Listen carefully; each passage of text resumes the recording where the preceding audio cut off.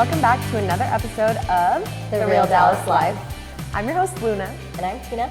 And today we are joined by a super special guest, the Real Dallas Co-owner, Nika. So on today's episode, we're going to be talking all about Real Dallas, about how we got started, our individual background stories, what led us to create this company, kind of what we're about, our vibe. You're going to know all about us at the end of this.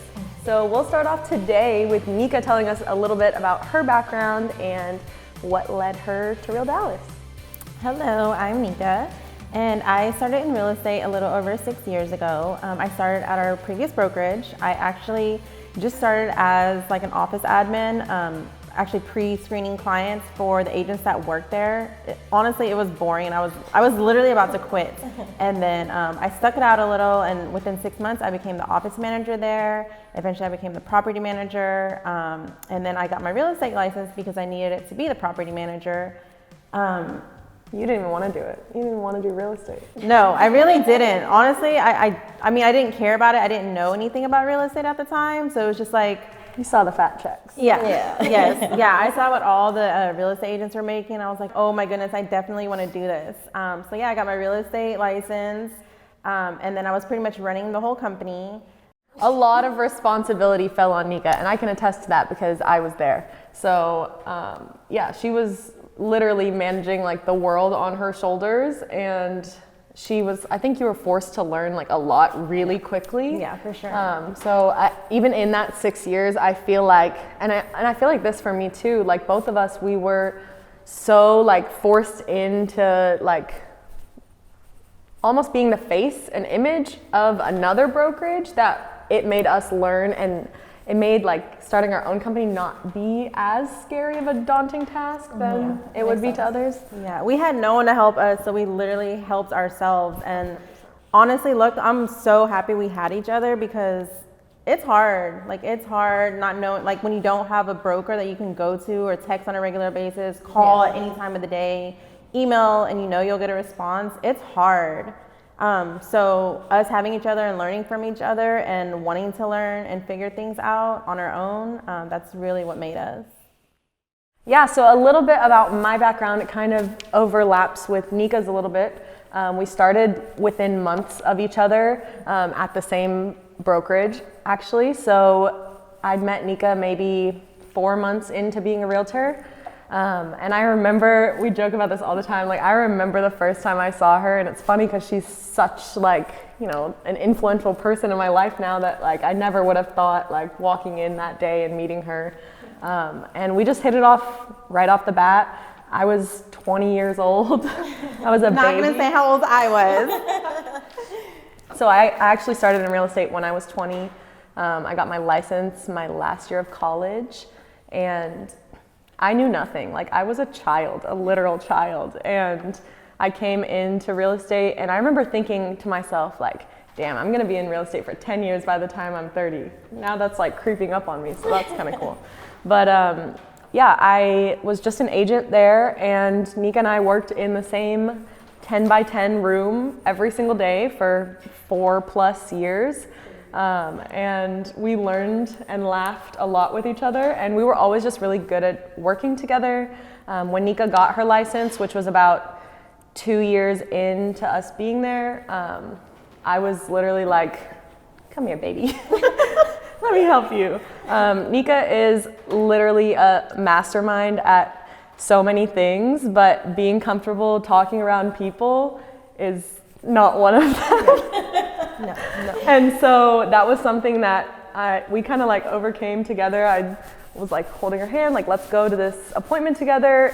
You talk, and if I see you're struggling, I'm gonna fill in for you. Talking like off the bat is something that always came easy to me. So right away, I knew that our strengths and weaknesses really complemented each other. Everything that I am bad at, she is great at, and vice versa. So, Yes.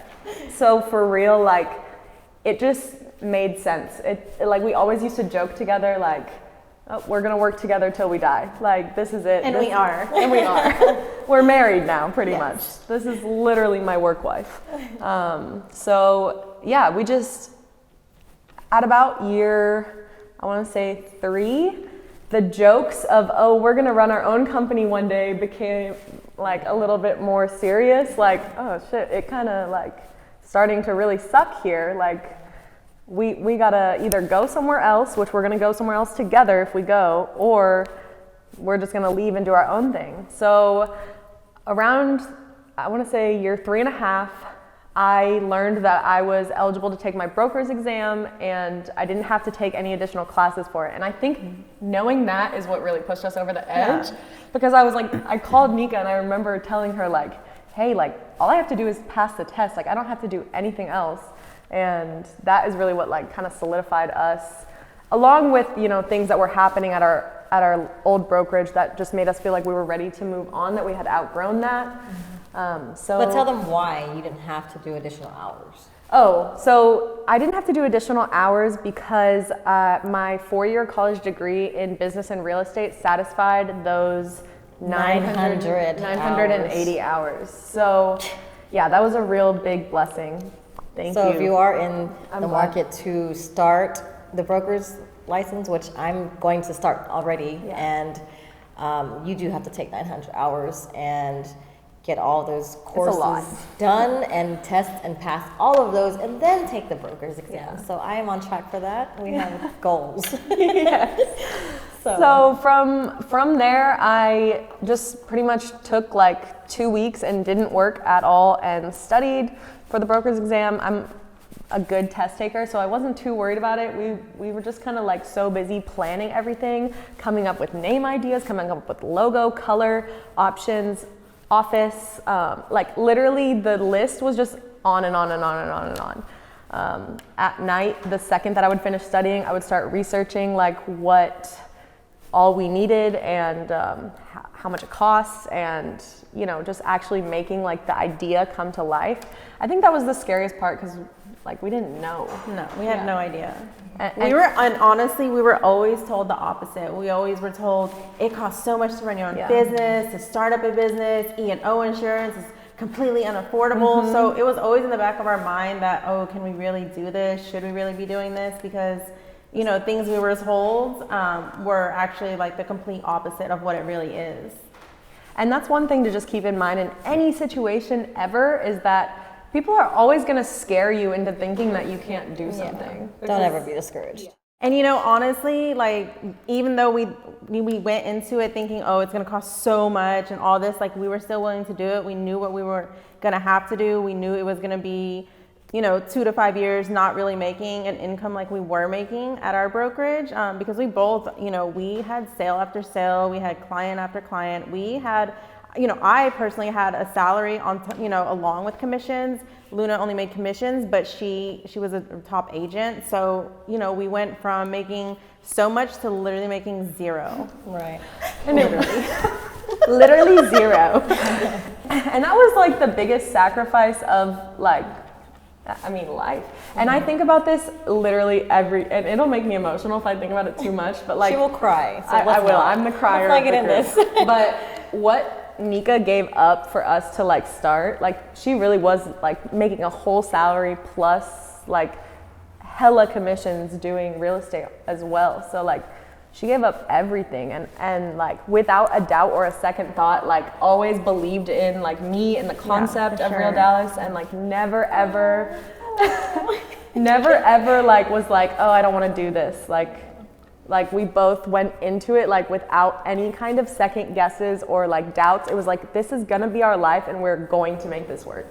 Huge leap of faith. Yeah, and that's another thing like that makes us honestly a perfect couple, because we, like Luna said, we are the complete opposite, and what I'm bad at, she's great at, but what I hate, she loves, and what I love, she completely hates. So it's literally like the perfect combination, because we never step on each other's toes. We both know what we need to do. Like we don't have to tell each other what to do. We know like what our strengths. We know what our strengths and weaknesses are, and it just works perfectly. Like it's a once in a lifetime type of thing. Okay, so Tina, we actually know each other from Instagram, and we were just following each other. And I knew she was getting her real estate license. I saw her post a story, and I was like, oh my goodness, you should come work at my brokerage that I'm at. You know, our old brokerage. She actually came and interviewed, and she decided not to come with us, which was actually good for her. Yeah, at the time, I was working full time still and straight out of real estate school. So the moment I passed, I was excited, yes, but when I went to go interview, I was like, ooh, I can't afford those fees and stuff. So I was like, next. So I literally went to another brokerage. I started there for a whole year, basically a waste of my time. And then it's so crazy because I kept up with them on social media and I saw that they were opening their new brokerage and I was like, oh my God, take me, please. Literally went in for an interview with Luna as well and boom, they had me from there. It was day love one. at first Like, sight. Again, one of those connections that like we just knew that Tina was a great fit for us. Yeah. And I'm a lifer. I'm not going anywhere. Yeah, so having Tina join us was super exciting because we already knew the kind of agents that we wanted to hire, and Tina is literally that. Embodies it. Yes, yeah, she does everything that we love. She's our type of person. So a thing that's really, really important to us is hiring agents that we can vibe with, that everyone can vibe with. We don't want any agent having their nose up in the air and other agents thinking, oh, that agent's better than us.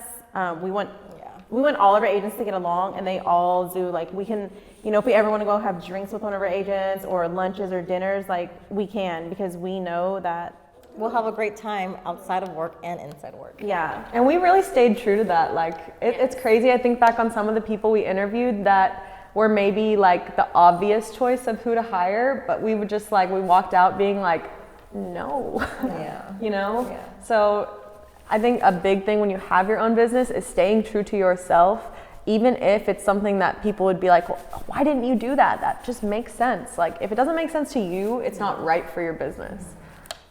Something that sets us apart, I feel like, is 1, we're women owned, 2, we're millennials, 3, we do things completely different than other brokerages. First of all, we are full service. We do all types of transactions. A lot of people come from brokerages when they're only allowed or encouraged to do sales. We do leasing, sales, commercial, property management, literally everything. So that was something that was really important to us. Yeah, for sure. And I've always been someone that was like always trying to find like the newest and latest and most efficient way of doing things. So we really implemented that into our business and making sure that we were doing things in a way that was 1, efficient, 2, up to date with the times. We're heavily social media based, and I think that is a huge advantage for us. The great thing is I know that in 10 years from now, like, we will have set ourselves up so well for how the market and the world is moving towards, being internet based, social media based.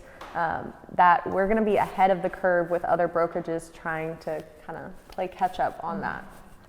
A lot of our referrals come strictly off of social media, and I can attest Everything, to that. almost. Literally all of my clients come from social media because they'll see me posting constantly. And we have requirements for that too. So if you're a Real Dallas agent, you are required to be active on social media, and we uphold those standards heavily. Speaking of, go ahead and follow us on social media at Real Dallas Properties. We also have Facebook, LinkedIn. We are working on our brand new Twitter account, so stay tuned for that. We will go ahead and post all of our social medias here at the bottom. If you want to follow us, message us, we're here to help. So we want to thank you guys so much for tuning in today for our second episode of The Real Dallas Life. And we hope you guys stick around, hope you enjoyed it, and we will see you guys soon.